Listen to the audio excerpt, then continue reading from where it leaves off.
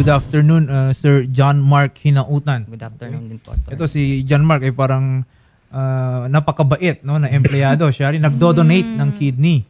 Kailan po ba nangyari yon, Sir John Mark?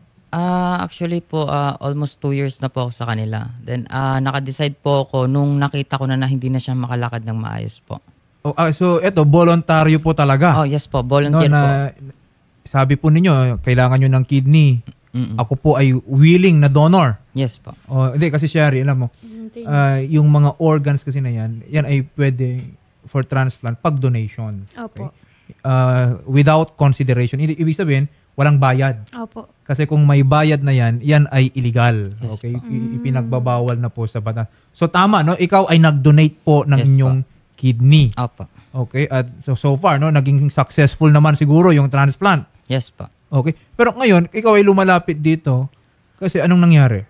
Yun lang po yung nagka-problem po kami. Then after 1 month po, June po, 2024 is yun na po yung first follow-up, check-up ko na po dapat. So nag-chat po ako sa kanila, humingi po ako ng tulong kung paano at saka kung kailan. Tapos di na po sila nagre-reply. Okay. Yes. No, kasi I understand pag natapos itong transplant, ikaw bilang isang donor kasi nabawasan ka ng kidney. Opo. Kailangan ding i-monitor yung condition mo. Opo. Meron bang naging masamang epekto sa iyo yung pagkawala ng isa mong kidney? Opo. So, iyon yung sinasabi po ninyong follow-up check-up. Yes po. Okay. At usually, pag mga ganyang follow-up check-up, syempre may bayad yan. Opo. So, ikaw ay kumontak sa boss mo, yung tumanggap ng yung kidney. Anong sabi sa'yo?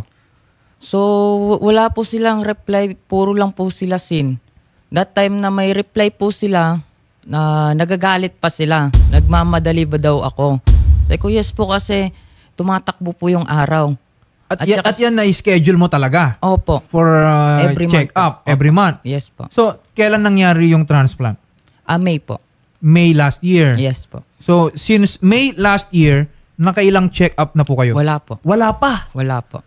Wala ka namang nararamdaman? Masakit po. Masakit tapos yung parang hindi ko alam yung sakit niya sa ilalim na nanghihina ako. Alam ba nila na eto na may nararamdaman ka ng parang let's say side effect nung transplant, nung operasyon? Alam naman po nila kasi last year po, December, tinakbo po ako sa ospital sa Angeles. Tapos nakipag-communicate po ako, gumamit po ako ng ibang Facebook, nagsend ako ng picture. At saka yung, wala talaga? Nakipag-usap naman din po sila. Pero, scam. Kumbaga humingi sila ng Gcash sa akin, pero after nun, binlock na ako agad. So, nakaswero na po ako nun. So, ginawa ko, pinabunot ko yung swero. Umalis na lang ako. Okay. In other words, talagang tinakasan ka? Ganun po bang nangyari Yes, dito? Nung nakuha na yung kidney? Mm-mm. Nung kayo po ba ay nag-donate ng inyong kidney, meron po bang kasulatan dyan na ito ay buong puso kong ibinibigay ang aking kidney, pero yung follow-up check-ups ko, okay, yung pagmomonitor ng aking kalagayan pagkatapos ng operasyon ay sasagutin ng kabila. Wala bang ganun na kasulatan? Doon po ata sa before na yung may pinapilapan po sa amin eh. Okay, ganito ha, kasi John Mark, well, to be honest, wala pa akong na-handle no, na Yes, organ donation. Kaya manghihingi din tayo ng opinion mamaya no, ng isang eksperto patungkol yan. Ano bang alam ko yung pulisiya ng ating estado patungkol sa mga organ donation and transplant na dapat hindi yan for sale, hindi yan dapat yan ay donation, walang hinihinging kapalit. Okay? I think it's just fair din naman na siyempre bilang ikaw nag-donate ka na nga lang, edi siyempre yung follow-up check-ups hindi naman siguro pagbabawalan pa ng batas na sagutin nila, di ba? Yes po. Total hindi naman na yung kidney ang binabayaran, yung check-up yung na. Check-up ko po. Kasi yung estado prinoproteksyonan both the donor and the recipient. Magandang hapon po, Chairman Vicente Alovera. Chairman. Opo, magandang hapon. Yes po. Oo, kasi itong sitwasyon ni John Mark ngayon, nakakalungkot lang. Ang sa kanya lang naman is mabigyan siya ng pang-check up. Yes po. Kasi alam niyo naman yung nangyari, Chairman, siya ay nag-donate. Kumbaga nagmagandang loob na nga siya. Okay? Opo. Ngayon, naiisa na yung kidney niya at may mga nararamdaman na siya. Okay, hindi ba dapat kung ikaw yung naging tagapagtanggap niyan, magmagandang loob ka rin. Ipakita mo rin Yes po. dito sa donor na kumbaga pasasalamat na lang. Actually, isa po akong dialysis patient. Nagtanuri po ako sa St. Luke's before regarding donors. So, merong living donor, merong deceased donor. So, ang pinili ko is the deceased donor, not the living. Okay. Ngayon, dun sa, alam ko meron silang pipirmahan dyan. Opo. Kasi may obligation po yung tumanggap ng kidney na tulungan yung kanyang donor. Yun po yung pagkaka-explain sa amin eh. Okay. Na kung sa living donor ng ano. So, kung tutusin ho, may obligasyon yung dating boss niya na nakatanggap ng kidney niya na hanggang sa maging stable po siya. Kasi magastos po daw yan eh. Napuntahan niyo po ba si Sir Renier? Kasi hindi po namin makontak, Yes po. sir. At ano po ang sinabi po niya, sir? Confirmed po na nandun ho yung ayaw ho i-receive yung letter namin. Yes And yung admin ko po ang pinapunta ko personally para makausap. Nung una, papapasukin sana siya. And then, after nung nakausap yung nandun sa bahay, hindi na pinapasok yung barangay. Okay. Chairman, no, ang sa amin lang din, ang hiling sana namin po ng tulong po ninyo is kung pwedeng mapagtagpo ninyo dyan sa inyong tanggapan, magkaroon lang ng agreement. Total, kayo mismo, Chairman, meron pala kayong first-hand experience at Yes, alam nyo po, kumbaga, yung nagiging pulisiya Yes, dito, ano yung mga pirmahan. Ito kasi si Sir John Mark.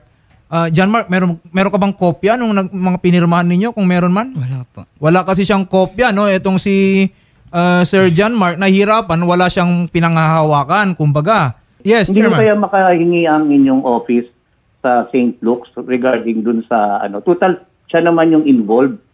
Actually, nakikipag-coordinate po kami patungkol Yes po po. dyan, Chairman. At ito, no, sinusolusyonan pa namin itong Yes inilapit po sa amin ni Sir John Mark. Pero sa inyong tanggapan lang po siguro, Chairman, yun lang muna ha, ang mapagtagpo muna sila. At mamagitan na din kayo. Total, kayo po ay may experience dito. I know, no, na kayo Yes ay bilang recipient, may tumatanaw kayo ng utang na loob, kumbaga, sa Yes po. bagong kidney na natanggap po ninyo. Naiintindihan ko yung sitwasyon niya na actually, bibihira nga po yung mga taong talagang nagdo-donate na maliban lang sa mga kamag-anak or anak. Pero Yes. siya, yung tauhan siya niya, willing siya, nag-donate siya. Correct, So, correct. napakaswerteng tao na yun, kung tutuusin. Itatry ko po, at hindi namin titigilan na puntahan yung nasabing employer niya para mapagtagpo sila. Maraming salamat Yes po, po. Captain Vicente Alovera Jr. Ang party list na masasandalan. AXIS! Nag-check ka sa St. Luke's, di ba, nung time na yun. And then parang yung isang staff yata is nagulat na ang tagal mo nang walang check-up. Wala talaga siyang check-up. Oo, scheduled kasi yung mga yan. Yes, Kailangan attorney. i-monitor. Doon po yung nagalit po yung mga staff na nag-asikaso sa amin na if ever daw na may nangyari sa amin, baka madamay daw sila dahil sa pagpabaya sa follow-up check-up ko po. Okay. Hindi, kaya nga urgent dapat to, no, na bigyang pansin natin.